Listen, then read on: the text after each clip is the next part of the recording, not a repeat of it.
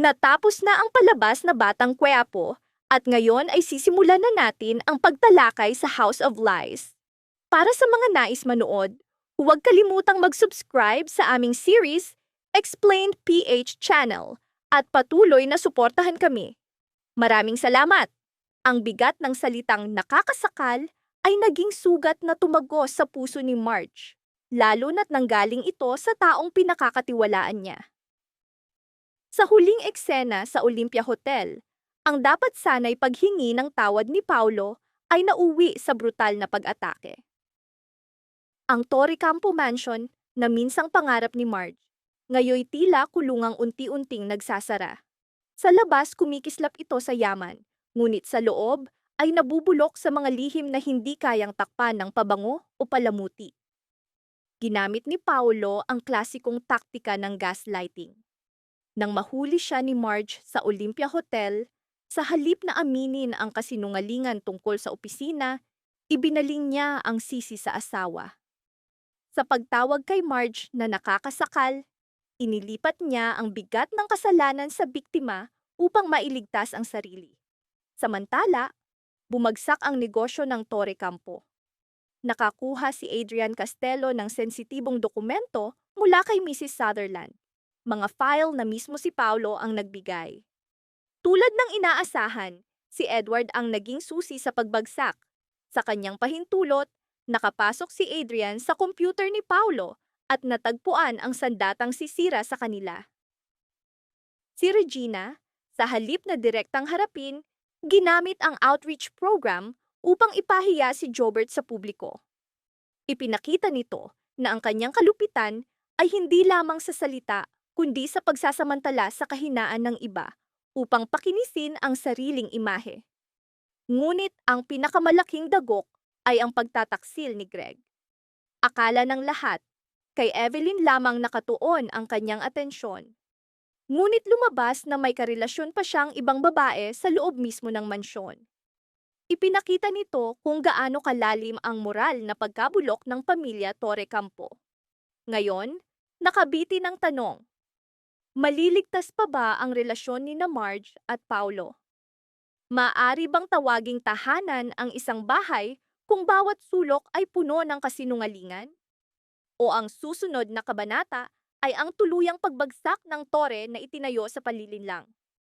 Mabigat ang hangin, tahimik ang gabi, naghihintay ng pagsabog. Kapag dumating iyon, wala nang urungan. Lahat ng lihim ay lilitaw. At mula roon magsisimula ang tunay na pagbagsak. Ang paggamit ni Paulo ng salitang nakakasakal ay maaaring magsilbing dahilan upang lalo siyang lumapit kay Victoria. Ang kanyang mga salita sa hotel lobby tungkol sa pangangailangan ng kapayapaan at kalayaan mula sa presyon ay pahiwatig na ng kanyang paghahanap ng ibang babae. Si Paulo ay lalaking hindi humaharap sa responsibilidad, sa negosyo man, o sa pag-aasawa, palagi siyang naghahanap ng lugar na walang batikos. At si Victoria ang sasamantala sa pagkakataong iyon, magiging kanlungan niya. Habang lumalalim ang relasyon nila, lalo ring magiging palihim si Paulo, madalas mawawala sa bahay sa ilalim ng dahilan ng problema sa kumpanya. Para kay Marge, ito'y masakit.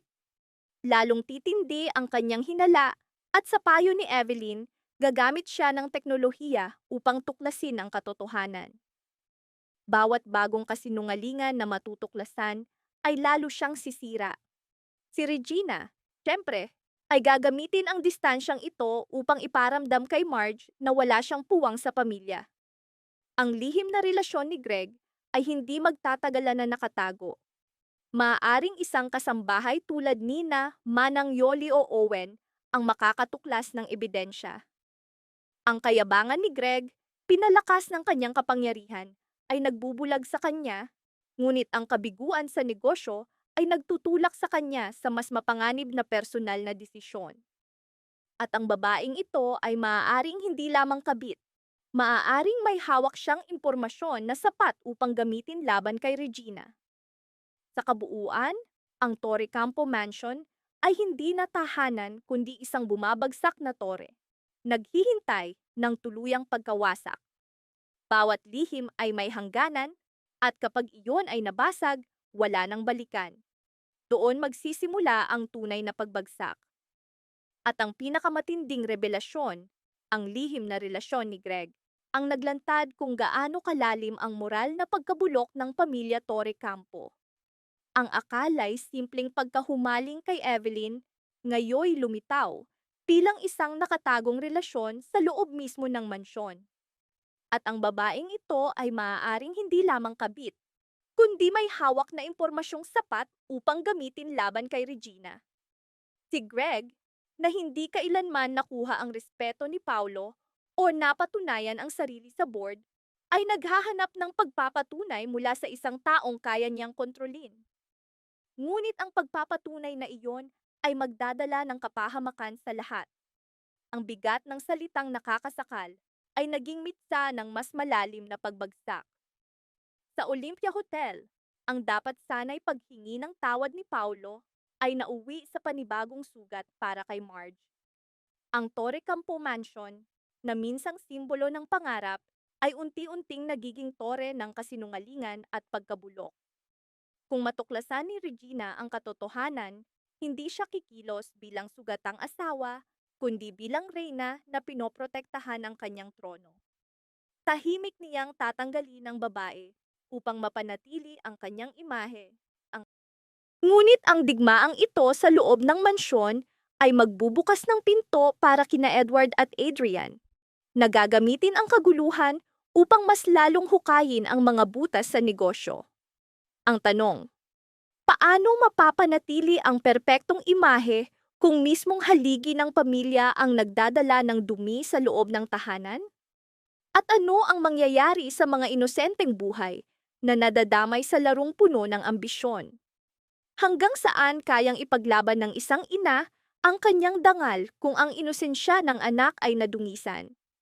Si Schubert, matapos ang meltdown sa outreach program, ay gagamitin ni Regina bilang sandata. Maaari niyang pilitin si Paulo na paalisin ang pamilya ni na Marge sa mansyon, gamit ang dahilan na si Jobert ay banta sa kalusugan ni Jack. Para kay Regina, ang obsesyon sa perfection ay nangangahulugang ang kapansanan ni Jobert ay isang dungis na dapat alisin. Marge, sa kabilang banda, ay haharap sa masakit na pasya, manindigan para sa ina at kapatid, o manatili sa mansyon alang-alang kay Jasmine. Si Evelyn, na matagal nang binalaan ni Greg tungkol sa kanyang damdamin, ay maaaring gumamit ng lapit kay Greg bilang panakot kay Regina. Sa gitna ng tensyon, ang mansyon ay hindi na alaala ng nakaraan kundi banta sa kasalukuyan. Ang mas malaking tanong, maaari bang maging sandata ang katotohanan laban sa kasinungalingan? Habang naglalaban ang mga nakatatanda, isang inosenteng buhay ang nakabitin. Si Jasmine, sensitibo sa emosyon ng mga magulang, ay lalong hihina. Ang paulit-ulit na banggaan ni na Marge at Paulo at ang lamig ni Paulo ay magpapahina sa kanyang resistensya. Dito, muling papasok si Sander.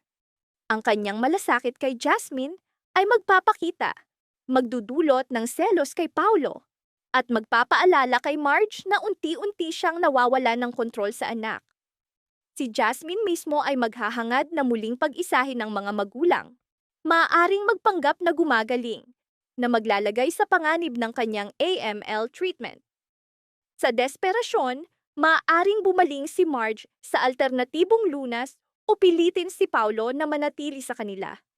At si Paulo, sa paulit-ulit na siklo, ay muling bibigkas ng salitang iyon. Nakakasakal. Ang pag-uulit ng salitang iyon ang magtutulak kay Jasmine sa kritikal na kalagayan. At sa ospital, magtatagpo ang pamilya. Ngunit sa halip na pagkakaisa, ang ospital ang magiging entablado ng kanilang huling banggaan. At doon lilitaw ang tanong, kailan maiintindihan ng mga magulang na ang pinakamabisang gamot para sa bata ay hindi pera o teknolohiya, kundi kapayapaan sa loob ng tahanan? Samantala, patuloy ang unos sa negosyo. Hindi pa tapos ang plano ni Adrian Castelo.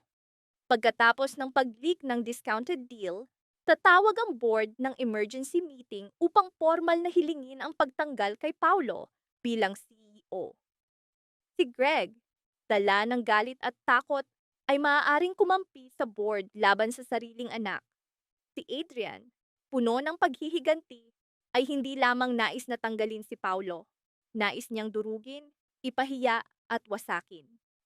Gagamitin niya si Edward upang magtanim ng mas maraming ebidensya, palakasin ang akusasyon ng maling paggamit ng pondo. Nakahanda na ang entablado, personal na pagtataksil, sabotahe sa negosyo, at isang batang may mahinang kalusugan. Lahat ay sabay na nagbabanggaan. Ang mansyon ay hindi na tahanan, kundi bumabagsak na tore. At kapag sumabog ang lahat ng lihim, wala nang balikan. Doon magsisimula ang tunay na pagbagsak. Si Edward ang magiging susi. Kapag naunawaan niyang ang pagbagsak ni Paulo ay hindi lamang katapusan ng isang pangalan, kundi gutom para sa mga empleyado at pagkasira ng reputasyon ng pamilya, kakainin siya ng konsensya. Ngunit ang konsensyang iyon ay lalo lamang magtutulak kay Paulo sa pagkawasak. Ang kanyang galit ay sasabog hindi lamang kay Marge, kundi pati kay Greg. Ang pagbagsak ng kanyang karera ang magiging huling dagok, itutulak siya sa bisyo at lalo pang ikakadena kay Victoria. Ang Torre Campo Realty ay lalapit sa bangkarota. At si Marge, sa mapait na kabalintunaan, ay mapipilitang bumalik sa trabaho bilang real estate agent upang iligtas ang pamilya. Isang masakit na paalala kung sino talaga ang may tunay na lakas. At sa huli, lalabas ang tanong, ano ang mangyayari kapag ang anay na ikaw mismo ang nagpasok ay unti-unting kumain sa institusyong akala mo'y buhay mo? Ang karakter ni Marge ang daraan sa pinakamalaking pagbabago. Sa sandaling tinawag siya ni Paulo na nakakasakal, gumuho ang dati niyang sarili. Hindi na siya magiging madaling malinlang na asawa. Magbabago ang kanyang pag-iisip mula sa isang mapagmahal na asawa tungo sa isang mandirigma, handang ipagtanggol ang kanyang mga karapatan at ang kanyang anak. Ang mga ebidensyang makakalap niya sa pagsubaybay kay Paulo ay gagamitin niya upang harapin si Victoria ng direkta. Sa pagkakataong ito, tatayo siya bilang legal na asawa na may hawak na matibay na patunay. Ang pagbabagong ito ay ikagugulat ni na Paulo at Regina at magkakaroon ng epekto sa buong pamilya. Maaaring magsani puwersa sina Evelyn, Jobert at Marge upang planuhin ang kanilang pag-alis mula sa mansyon na may dignidad. Maaari ring matuklasan ni Marge ang mga ilegal na gawain ni Greg na magbibigay sa kanila ng proteksyon laban sa angkan ng Torre Campo.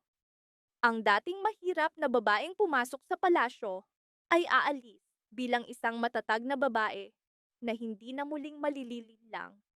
Marami pa ring misteryong nakabitin. Ang kakaibang reaksyon ni Jobert sa laruang paru-paro ay nagpapahiwatig ng isang trauma sa pagkabata na hindi pa naibubunyag. Ang pagkakakilanlan ng kapareha ni Greg ay nananatiling hindi tiyak. Maaaring hindi isang katulong, kundi isang taong malapit kay Regina, sapat ang tapang na kumilos sa loob ng mansyon dahil alam niyang ligtas ang kanyang posisyon. Ang mansyon ay hindi na isang kanlungan kundi isang larangan ng digmaan.